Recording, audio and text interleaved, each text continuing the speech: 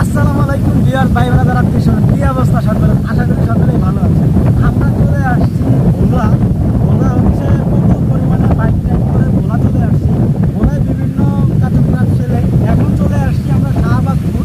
এটা একটা পর্যটক স্পট, এটাকে শাহবাজপুর তুলাতুলি পর্যটক স্পট বলা হয়। মানে ভিউ যা বলার বাইরে আমার কাছে এবং আমাদের মনকে পুরা আবেগ আবেগময় করে তুলে ধরেছে।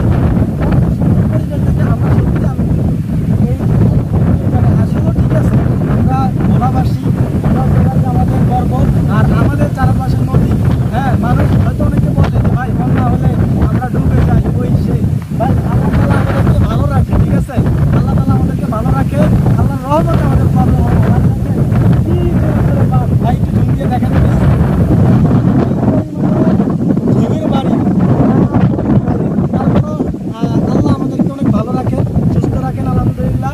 যাই হোক, এই তুলাতুলির মানে যে শাহবাজপুর, এটার মেন নাম হচ্ছে শাহবাজপুর, এটা হচ্ছে তুলাতুলি বলা হয়। এই যে পর্যটক এখানে পর্যাপ্ত পরিমাণে লোক আসে। ওই যে ওইখানে হচ্ছে বিভিন্ন বাইকার ভাই আপুরা আসছে, ওইখানে আছে, ঠিক আছে?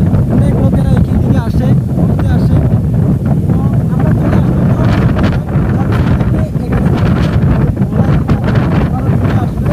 তো দেখতে থাকুন শাহবাজপুর তুলাতুলির ভিডিও। আমরা আসলে বুঝতে পারিনি যে আমরা সিগন্যালের মধ্যে দিয়ে আমরা ভোলা যাচ্ছি। ভোলা যাওয়ার পরে বাকিটা বুঝতে পারলাম যে এখন সতর্কতা সংকেত চলতেছে, মানে ঘূর্ণিঝড়ের আশঙ্কা। তো আমরা গিয়ে যাই হোক বুঝতে পারলাম, আমরা গিয়ে আগে বুঝতে পারিনি। তবে আমাদের যেই প্ল্যান ছিল যেখানে যাওয়ার, সেখানে আমরা যেতে পেরেছি। যত যাই হোক, বাধা সৃষ্টি হোক, পথে অনেক বাধা সৃষ্টির হয়েছে যেহেতু হচ্ছে ঘূর্ণিঝড়ের সিগন্যাল চলতেছে এর জন্য। তো যাই হোক, সব মিলে ভালো লাগছে সব কিছুই। কিন্তু ভাই, যেই পরিমাণে ঘূর্ণিঝড়ের যেই নদীর যেই ঢেউ এবং বাড়ি আপনারাই দেখতেছেন স্পষ্টভাবে।